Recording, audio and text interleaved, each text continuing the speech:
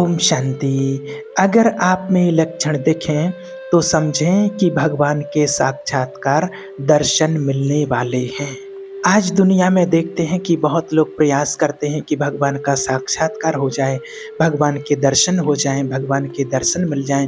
उसके लिए बहुत प्रयत्न करते हैं और बहुत लोग पूछते भी हैं कि आखिर क्या करें जिससे हमें भगवान का साक्षात्कार हो जाए, भगवान के दर्शन हो जाएं। तो आइए आज आपको बताते हैं, अगर आप में ये लक्षण दिखने लगें तो आप समझ लेना कि अब भगवान का साक्षात्कार आपको होने वाला है। अगर आपकी ऐसी स्थिति होगी तो समझ लेना कि भगवान की प्राप्ति बहुत नज़दीक है, भगवान के दर्शन आपको मिलने वाले हैं। देखिए, पहला, किसी भी नवीन भोग को भोगने की इच्छा ना हो, मान में हर्ष ना हो और अपमान में किसी भी प्रकार का शोक ना हो। निरंतर वृत्ति भगवताकार होने लगे, एक परमात्मा के चिंतन में डूबने लगे, उसके अलावा कुछ भी याद ना आए। संसार का कोई भी भोग प्रिय ना लगे, पसंद ना आए। संसार में कोई भी ऐसा अपना पर्सनल ना रह जाए कि ये तो सिर्फ मेरा है और किसी का नहीं। एकमात्र सब श्री ईश्वर ही है। तो जब ऐसी स्थिति आपकी होने लगे तो समझ लेना कि अब हमको ईश्वर की प्राप्ति होने वाली है, ईश्वर के साक्षात्कार होने वाले हैं, दर्शन मिलने वाले हैं। कोई भी नवीन विषय भोगने की इच्छा ना हो, किसी भी प्रकार का कोई भी भोग भोगने की इच्छा ना हो। मान अपमान, सुख दुख, लाभ हानि में एकदम समान भाव हो। किसी भी प्रकार का अगर ऐसा होता है ना इस दुनिया में, जैसे किसी को बहुत ज़्यादा सम्मान मिल गया है, पद प्रतिष्ठा मिल गई है, तो व्यक्ति बहुत खुश हो जाता है और वो सोचता है कि मेरे से बड़ा दुनिया में शायद कोई नहीं है। जहाँ किसी को मान मिलता है, सम्मान मिलता है बहुत ज़्यादा, तो उसको बहुत ईगो आ जाता है। और अगर कहीं उसका अपमान हो जाए, कहीं गए हैं, किसी ने पूछ नहीं पाया या किसी ने चेयर नहीं डाल पाई, सोफ़ा नहीं बैठा नहीं पाया, कोई व्यवस्था नहीं कर पाई, उनका स्वागत सम्मान नहीं कर पाया, तो बहुत गुस्सा आता है, अपमानित महसूस करते हैं अपने आप को कि मेरा बहुत अपमान हुआ है। कभी किसी चीज़ में लाभ मिल जाए तो बहुत खुश होंगे और कभी अगर हानि हो जाए तो बहुत दुखी होंगे। तो भगवान कहते हैं कि मान अपमान, निंदा स्तुति, लाभ हानि, इन सब में एक जैसी स्थिति हो। कोई निंदा करे या स्तुति करे तो हमारी स्थिति एक समान होना चाहिए। ऐसा नहीं कि कोई निंदा कर रहा तो हम परेशान हो रहे हैं और कोई हमारी स्तुतियाँ गा रहा है तो हम बहुत ज़्यादा प्रसन्न हो रहे हैं, खुश हो रहे हैं। ये स्थिति हमारी जब होगी कि निंदा स्तुति, मान अपमान, लाभ हानि सब में एक जैसी स्थिति हमारी बन जाए, कोई भी अपमान अपना ना लगे और अपना कोई ना लगे। मेरा तो एक प्रभु परमात्मा, मेरे तो एक शिव बाबा, दूसरों ना कोई, मेरे तो एक गिरधर गोपाल, दूसरों ना कोई। बस ना मैं किसी का और ना कोई मेरा, मैं तो सिर्फ एक परमात्मा की, मैं तो सिर्फ एक परमात्मा का हूँ।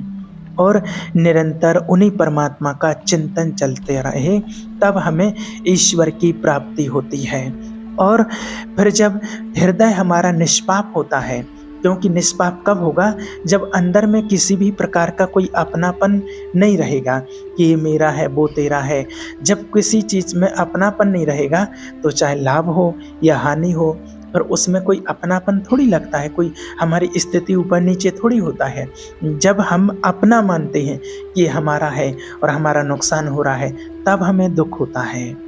अपने यहाँ मान लीजिए आपके अड़ोस पड़ोस में, आपके गांव में, मोहल्ले में कहीं अगर किसी का कोई नुकसान हो जाता है, मान लीजिए अगर किसी के यहाँ 5 लाख की चोरी हो जाती है, आपसे थोड़ा दूर रहते हैं, मोहल्ले में हैं, तो आपको पता तो चलेगा, तो थोड़ा बहुत आप सोचेंगे कि हाँ अच्छा नहीं हुआ है और ये चोरी हो गई है, अच्छा नहीं हुआ है। लेकिन यही स्थिति जब आपके घर की चोरी हो तब आपकी यही स्थिति बनी रहे कि हाँ ठीक है, अच्छा नहीं हुआ है। लेकिन जब आपकी होती है तो आपको खाना नहीं खपता है, प्यास नहीं लगती है, नींद नहीं आती है, ऐसी स्थिति हो जाती है, क्योंकि इसमें आपका अपनापन है और उसमें लग रहा था कि परायापन है। तो ये समान भाव जब होने लगे, समान स्थिति जब बनने लगे, जैसा अपना बेटा प्यारा लगता है ऐसा दूसरे का भी प्यारा लगने लगे। जैसे अपनी हर चीज़ से इतना स्नेह प्रेम होता है, इतना दूसरे की से होने लगे। जब माना स्थिति समान बन जाए कि अच्छे और बुरे का कोई, जब हमारी स्थिति ऐसी रहेगी, अपनापन ही नहीं रहेगा। जैसे पड़ोसी की चोरी हुई तो किसी प्रकार का कोई दुख नहीं हुआ, ऐसा क्या समझ रहा कि वो दूसरे का है। और ऐसे जब अपना समझेंगे कि हमारे ये तो परमात्मा का दिया हुआ, ये तो दूसरे का है, उसी ने दिया है। जब ये हमारी स्थिति ऐसी बनेगी तब हमें किसी भी प्रकार से लाभ और हानि होने में हमारी स्थिति पर कोई फर्क नहीं पड़ेगा। तब हमें ईश्वर की प्राप्ति होने लगती है। जब हमारा हृदय निष्पाप हो जाता है तो फिर अपार आनंद आता है। जब किसी भी प्रकार का कोई छल, कोई कपट, कोई पाप अंदर में नहीं होता है तो हमारा मन एकदम निष्पाप हो जाता है। किसी भी प्रकार से किसी के लिए भी इसमें कोई दोष नहीं रह जाता है।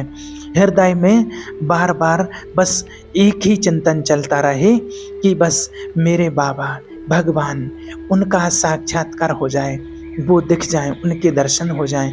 मेरे गिरधर गोपाल का चिंतन चलता रहे, एक परमपिता परमात्मा शिव बाबा का चिंतन चलता रहे। उन्हीं का ध्यान करो, मेडिटेशन करो, नाम जप करो, बस उन्हीं का चिंतन अंदर में चलता रहे। जब आपका अंदर से हृदय परिवर्तन होगा, पवित्र होगा, तो अंदर से ऑटोमेटिक परिवर्तन आने लगता है। और अंदर से फिर ऐसी चाह होती है, अंदर से ऐसी चाह होती है, फिर किसी भी चीज़ की चाह नहीं रह जाती है। क्योंकि सारी चीज़ों से जब मोह मिट जाता है, संसार से, दुनिया से वैराग्य आने लगता है कि क्या चाहिए, कुछ नहीं चाहिए। संसार की सुख सुविधाएं कुछ भी नहीं चाहिए, वैभव वस्तु पदार्थ किसी भी चीज़ से कोई लगाव नहीं, कोई मोह नहीं। हमें कुछ नहीं चाहिए किसी भी प्रकार का। बस हमें तो बस एक ही चाह है, भगवत मिलन की, ईश्वर प्राप्ति की ऐसी चाह है कि भगवान से मिलने की ऐसी चाह होती है, ऐसी लगन लगती है कि फिर हमें कुछ और नहीं चाहिए, कुछ भी नहीं, सिर्फ ईश्वर की चाहना है। जब आप एक परमात्मा की चाह ना रखोगे तो आपको किसी और किसी प्रकार की चाहत रह ही नहीं जाएगी। और दुनिया की चाहतें तो ऐसी हैं कि आप एक चाह पूरी करोगे और 4 आपके सामने खड़ी हो जाएंगी। अब बस प्रभु के मिलन की ही चाह बस ऐसी है कि बस जब परमात्मा से मिलन होता है तो बस फिर अंदर से आता है कि अब कछु नाथ न चाहे मोहि, अब किसी भी प्रकार की कोई चाहना नहीं रह गई है। पायो परम विश्राम पूर्णन काम। अब देखना ये है, चेक हमें ये कहना है कि मूल में हम बंधे कहाँ पर हैं, कहाँ बंधे हैं। जो हमें ईश्वरीय प्राप्ति में विघ्न आता है वो होता है सबसे पहला शरीर में, और फिर होता है इंद्रियों में, और फिर बंधे होते हैं अपने मन में। यही हमें भगवान से दूरी बना देती हैं, यही चीज़ें हमें भगवान से मिलने नहीं देती हैं। हमारा सच्चा मिलन परमात्मा से नहीं हो पाता है। कैसे बंधे हैं? इस शरीर मैं हूँ, मन मेरा है, इंद्रियां मेरी हैं, यही अविद्या अज्ञान है और इसी में जीवात्माएं बंधी हुई हैं। अब अगर हम रोज परमात्मा का ध्यान करें, रोज परमात्मा की वाणी सुने, सत्संग सुने, और सबसे बड़ी बात है कि एकांत में बैठ करके परमात्मा का दिल से चिंतन करें, एकदम मन से परमात्मा का चिंतन करें, जबरदस्ती नहीं। वो तो अपने अंदर एक लगन होनी चाहिए, एक उमंग जैसे अंदर से होता है ना। जैसे मान लीजिए किसी की दुकान है, सीजन का टाइम होता है, बहुत अच्छी शॉप चल रही हो, ग्राहक अच्छे आ रहे हों, तो उसको किसी चीज़ में कोई मन नहीं लगेगा। अगर 8 बजे का टाइम है कि 8 बजे दुकान खोलना है और अगर नाश्ता नहीं बन पाया तो वो इंतज़ार में 9 बजे तक नहीं बैठेंगे नाश्ते के, वो नाश्ता छोड़ के और अपना दुकान पर चले जाएंगे कि मुझे जाना है, 8 बजे दुकान खोलना है, वहाँ लोग मेरा इंतज़ार कर रहे होंगे, मुझे घाटा हो जाएगा। इसी प्रकार की ऐसी लगन लग जाए। जब वो प्राप्ति पैसे की प्राप्ति होती है, और वो प्राप्ति तो ऐसी है कि आप कितना भी कमा लो सब यहीं छोड़ करके चले जाना है।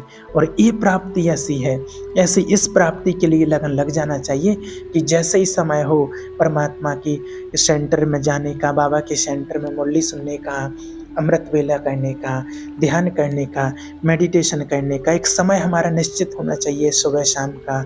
और जैसे ही समय हो हम कितने भी थके हों, कुछ भी काम किया हो, चाहे लेट सोए हों, लेकिन फिर भी हमें अपने समय पर परमात्मा का ध्यान करना ही है, मेडिटेशन करना ही है, उससे चूकना नहीं है, चाहे कुछ भी हो जाए। ऐसी लगन हमारे अंदर से जाग जानी चाहिए, जैसे दुकान के समय के लिए नाश्ता छोड़ कर के, सारे काम छोड़ कर के भागते हैं, इसी प्रकार से परमात्मा का ध्यान करने के लिए भी हमें सारी चीज़ों से एकदम बंधन मुक्त होकर के कि नहीं, मुझे इतना समय तो देना ही है, भगवान के लिए है ये समय मेरा, ऐसी लगन लग जाना चाहिए। एकांत में बैठ कर के आप ऐसा चिंतन करें परमात्मा का कि उसके ध्यान में इतना दीदार हो जाए कि आंसुओं की धारा बह जाए।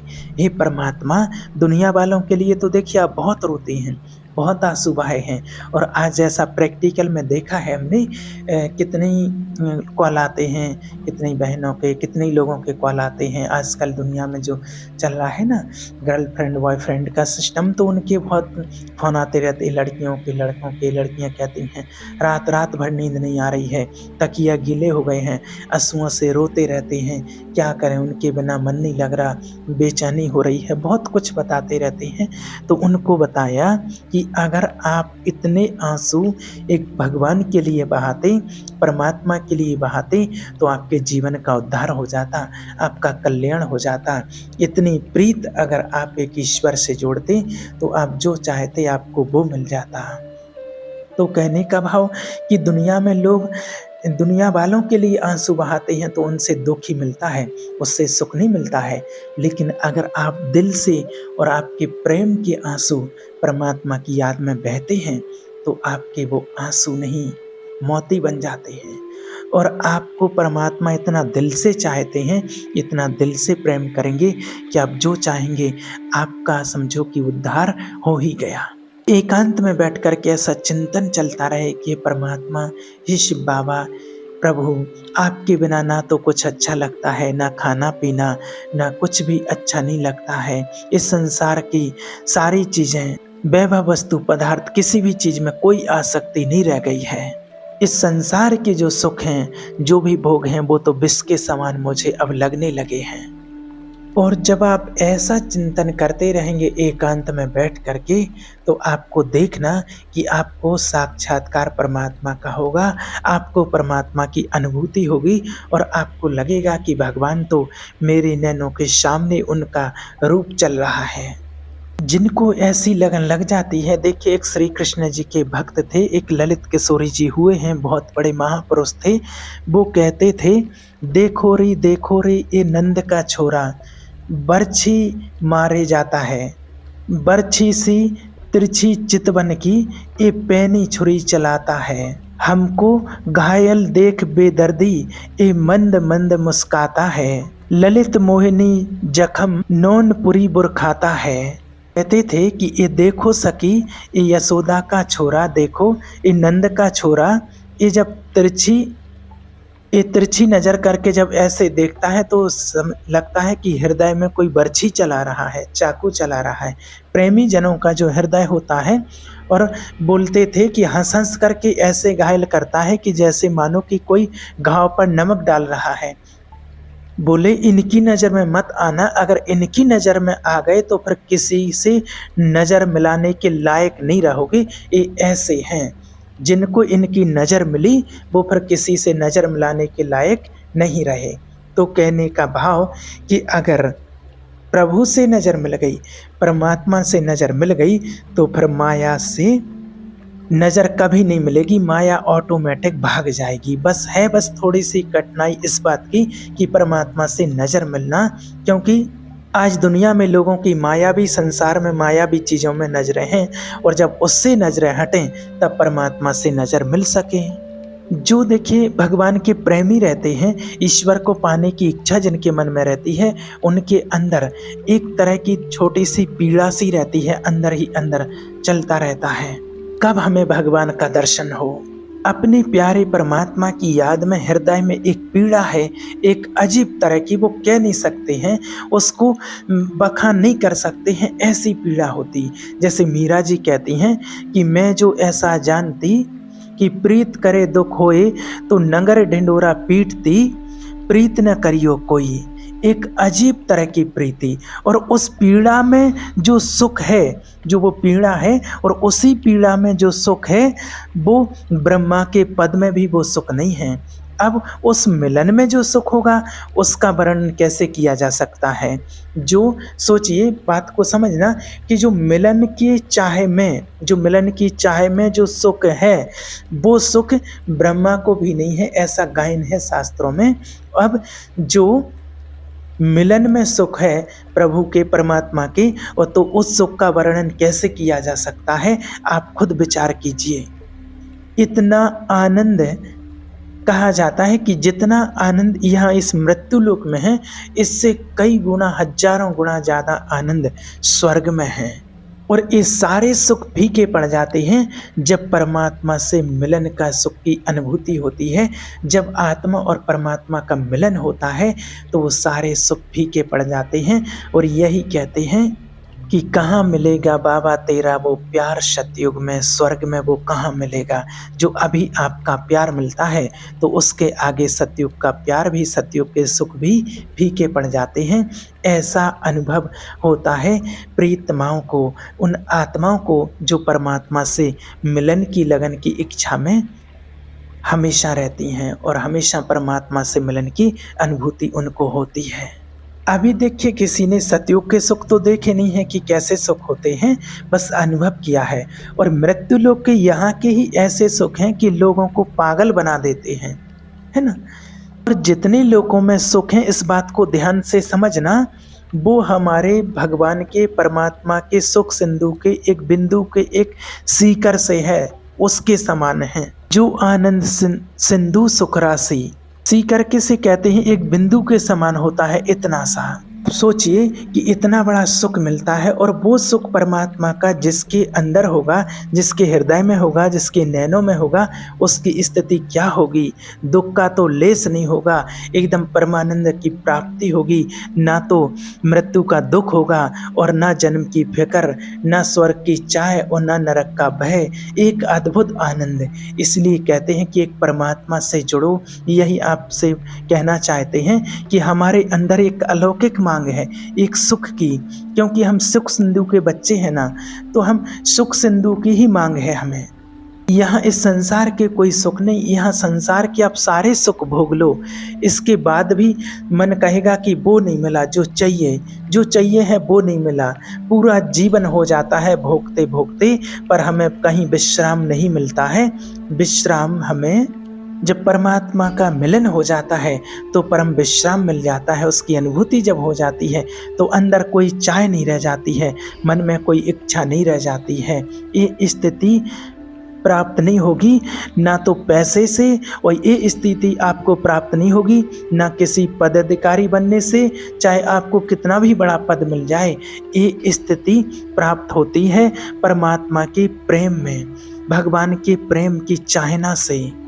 जब आपके अंदर परमात्मा का चिंतन चल रहा हो, परमात्मा का स्वरूप का चिंतन चल रहा हो, और नेत्रों में एकदम परमात्मा के स्वरूप का एकदम जैसे कि फोटो समाया हुआ हो, आपकी नज़रों के सामने हो कि भगवान का स्वरूप कैसा है, परमात्मा कैसा है, वो बिंदु स्वरूप परमात्मा।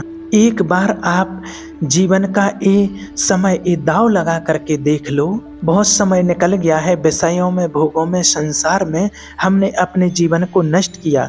अब जो बचा है काफ़ी तो बर्बाद हो गया है, लेकिन अब जो जितना बचा है उसमें भी समझ लो कि 6 घंटे तो सोने के चले जाते हैं, 6-7 घंटे तो आप कुछ कर नहीं सकते हैं। 24 घंटे में 6-7 घंटे तो सब कोई सोता है।